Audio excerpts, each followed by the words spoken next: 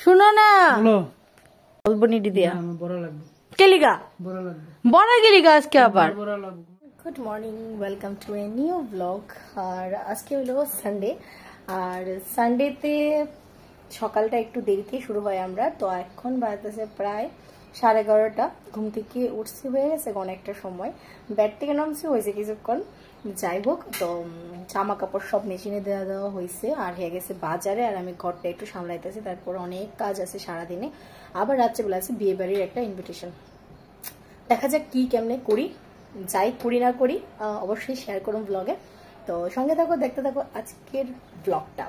আপাতত আমি ভাবছি লাউ পাতা আসছিল কিছু, লাউ পাতার একটু গরম জলে ভিজাই রাখছি, লাউ পাতা বাটা করুম।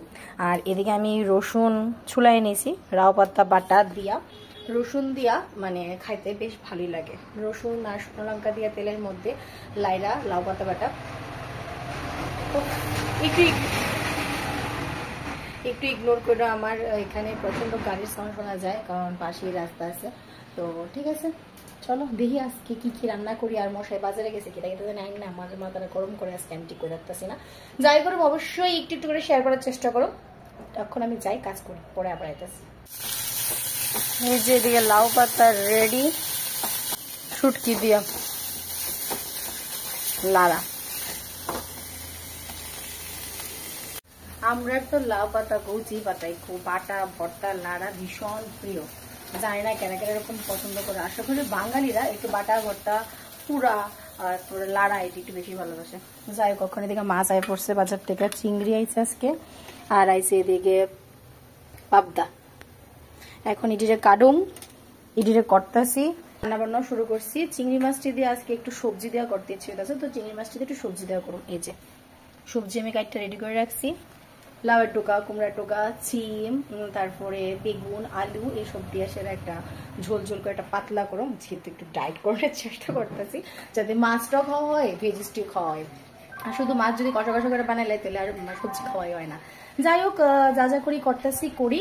আর বাইরে অনেক কাপড় চোপড় ধুয়ে দিছিলাম, আজকে একটু কমে আসলো পরিমাণ কারণ ধোয়া হয়ে গেছিল গা। এই যে অল্প কিছু জামা কাপড় ধোয়া হয়েছে আজকে, তো বাকিটা পরে কাজ করতেছি।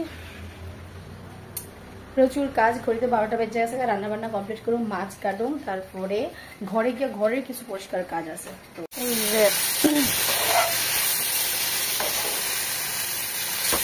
কাঁচা টমেটো দিয়া লাউয়ের ডোকাতে তরকারি দিয়ে মাছ ভাজি করে রাখছি।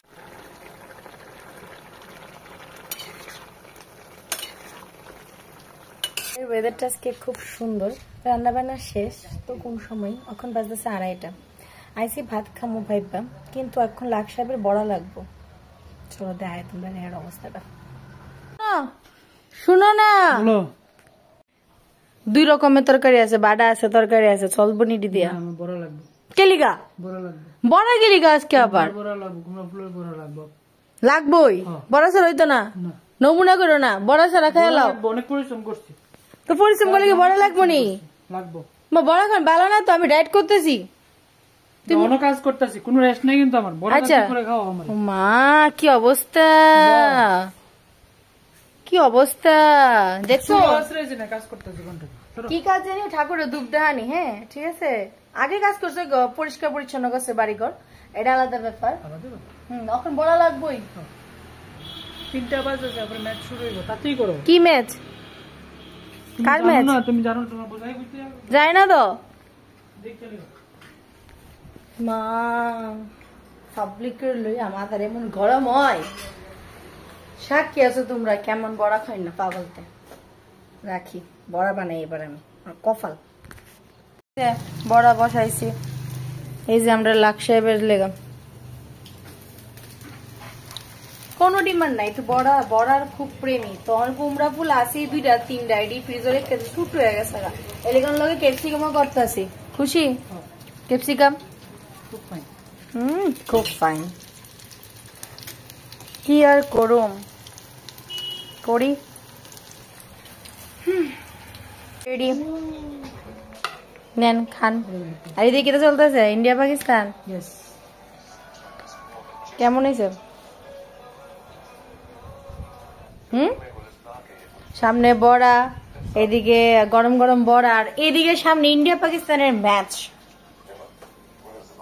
তোমরা আজকে ম্যাচ দেখতেছো, আমরা তো দেখতেছি, খাইতে খাইতে দিও।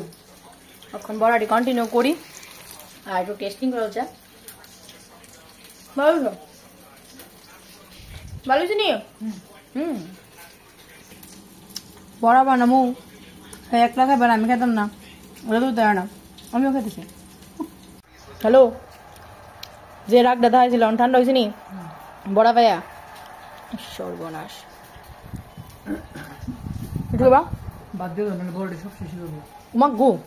দিয়ে দিই। আমরা এখন লাঞ্চ করি, ছোট ব্লগটা দিয়ে শেষ করতেছি।